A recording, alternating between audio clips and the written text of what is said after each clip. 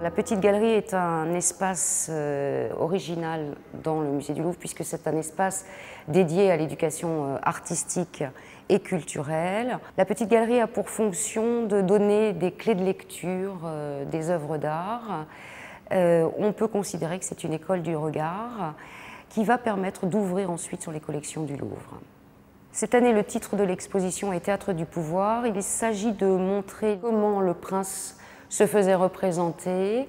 Il a besoin, pour être légitimé, de se faire connaître et reconnaître. On peut considérer qu'il se met en scène pour ses sujets. La Petite Galerie propose une quarantaine d'œuvres avec des chefs-d'œuvre issus des collections du Musée du Louvre, notamment la Triade d'Osorcon qui appartiennent aux collections égyptiennes, ou encore au département des peintures, une toile du Gréco et un Champaigne également, donc chef-d'œuvre de la peinture XVIIe siècle, et puis les fameuses régalias qui sont descendues du département des objets d'art.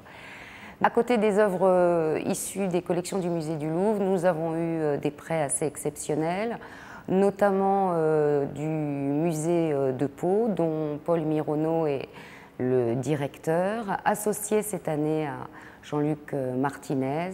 Ils sont tous les deux commissaires de cette exposition. Quelques œuvres du musée de Versailles et du Petit Palais. Donc, le travail avec les équipes du Louvre se fait dans le cadre de micro-réunions ou de très grosses réunions où chacun expose le travail accompli. Et nous avons particulièrement travaillé avec Christine Fuseau des Éditions pour produire cette année un ouvrage un peu différent de ce qu'il se fait habituellement pour une exposition. L'ouvrage a été conçu un petit peu justement avec cette double exigence d'être centré bien sûr sur l'exposition mais aussi élargi aux collections du musée. Et donc on l'a conçu un petit peu comme un guide. D'une certaine manière, donc on l'a voulu maniable, il est d'un petit format et il est doté de plans qui permettent de se situer les œuvres des collections dans les salles. Donc les parcours sont visualisés sur les plans à l'intérieur des rabats de la couverture. Une grande place faite à l'image, beaucoup de détails pour être au plus près des œuvres. Un système de légendage très identifiable qui permet de s'arrêter même à ce niveau de lecture.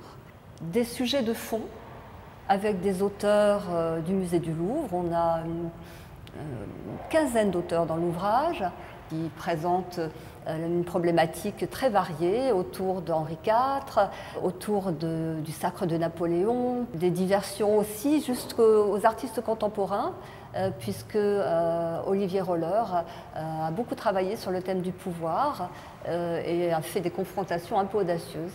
Et on a également une introduction de l'historien Patrick Boucheron, qui est un historien connu pour l'ouverture sur l'histoire monde et qui ici a recentré son travail pour être au plus près de notre thème et des œuvres.